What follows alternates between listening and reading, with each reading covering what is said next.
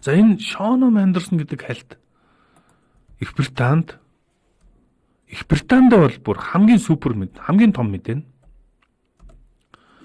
200 мянган хальтаагаар яг одоогийн Google трендийг Их Британий Google трендийг дэргүүлж байгаа.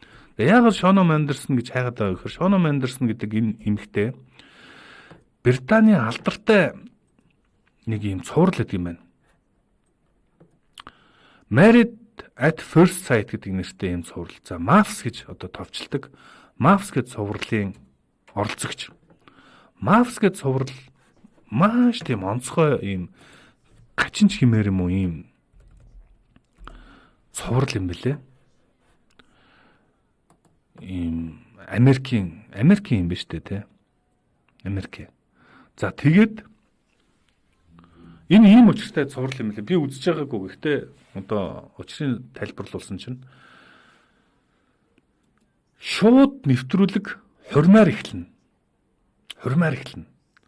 Хоёр танихгүй хүмүүсийг мэрэгжлийн сэтгэл зүйчд хүмүүс одоо яаж агаад харж агаад та энэ хоёр сэтгэл зүйн хувьд яг ингээд бүх юмараа тохирох юм байна гэд хизээч харж байгаагүй танихгүй хүнтэйгээ шууд нэвтрүүлгээр уулзсангуудаа шууд гэрлэнэ.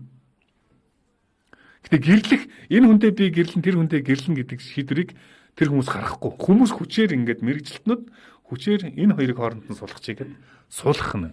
За яг жинхэнэ амьдрал дээр суухгүй. Гэхдээ яг нэвтрүүлгийн турш яг суудсан юм шиг ингээд явдаг юм маш сонин юм зохиолтой юм нэвтрүүлэг юм байна л да. За энэ Married at First Sight-аар тэгээд гэрлүүлчээд энэ хоёр хооронд нь хамт аялуулна. Бал сарын хамт хийн.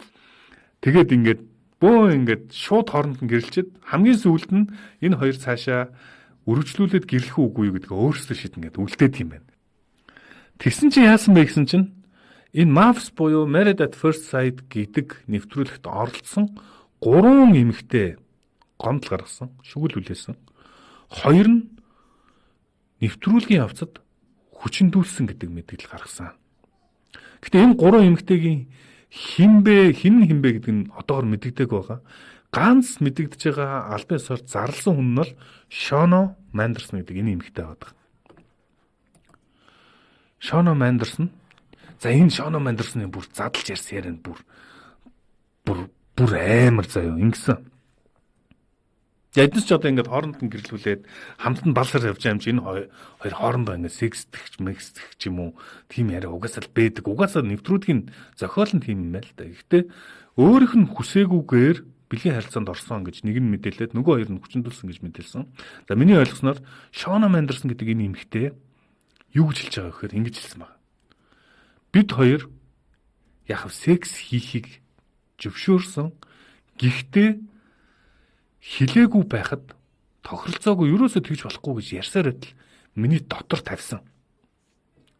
Тэгээ би хүүхэдтэй болсон. Хүүхдээ би аборт хийлгэсэн. Энээс болж би ийм асуудалд орсон гэдэг. Шон Мендерсон өөрөө энийг Инстаграмаараа бүр ярьсан шүү. Йоо бурхан минь одоо энэ манай чамбаа харуулж тайчдна. Тэгсэн чинь нөгөө залуу нь нөгөө хамт одоо суусан гэх юм уу нэвтрүүлэг дээр суусан залуу нь үгүй энийг зөвшөөрсөн байсан гэдэг энэ хоёр зөрөөд байгаа. За ингээд Британий хов гэдэг чинь бүр ийм төвчний хов байдаг юм. Манайхан бүр маш дэлгэрэнгүй ярьж байгаа зү. Би сексигээд дотроо бити тавьсан чинь тавьсан. Тэгээд би хүүхдтэй болсон. Яа юу ч болоо.